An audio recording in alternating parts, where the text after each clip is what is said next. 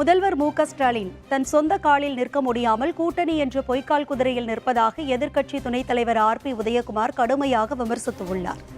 மதுரையில் செய்தியாளர்களை சந்தித்த அவர், உதயநிதி ஸ்டாலின் தன் பிறந்த நாளில் கூட பிறரை வசைபாடுவதை தன்னுடைய கடமை என்று நினைக்கிறார் என குற்றம் சாட்டினார். தமிழகத்தில் திமுகவிற்கு செல்வாக்கு இல்லை எனவும், தனது சொந்த காலில் நிற்க முடியாமல் கூட்டணி என்ற பொய்க்கால் குதிரையில் மு.க.ஸ்டாலின் நிற்கிறார் என்றும் கடுமையாக சாடினார். ஏனென்றால் திமுகவுக்கு தமிழ்நாட்டிலே செல்வாக்கே இல்லை.